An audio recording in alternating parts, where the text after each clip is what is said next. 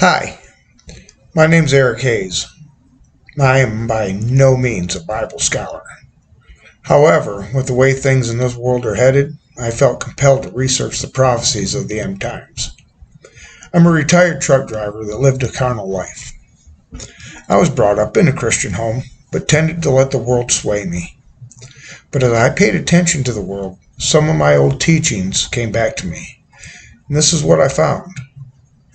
The Holy Bible has given us many clues as of what to watch for before Jesus' second coming and the end of this world age.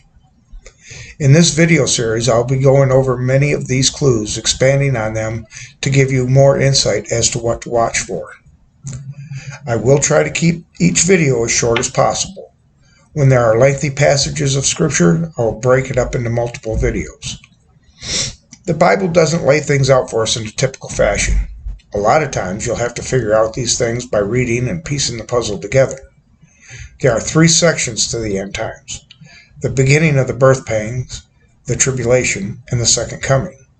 The Bible tells us how we can all know this information. Like me, it came not from going to church or reading the Bible. It came from paying attention to the world. This information is available to anyone. We will not be caught unawares or be deceived. One of the urgings that Jesus gave involving the end times was to take heed so that we will not be deceived.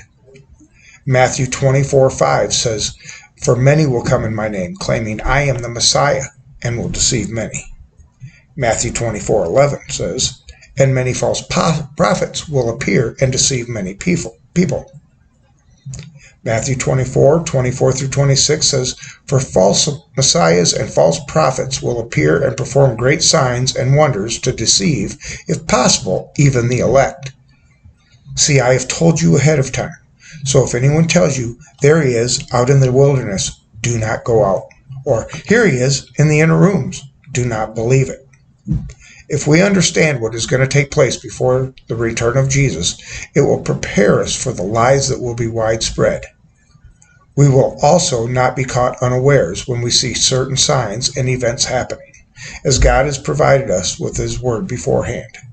We can prepare ourselves to connect with God as He wants us to. When we're familiar with the end-time chronology and the events that will happen, we can then prepare ourselves accordingly in the things that will be important for us, so that we can partner with the Lord in advancing His kingdom. Without knowledge and prophetic insight, we will find ourselves unprepared when the Lord begins to pour out His glory.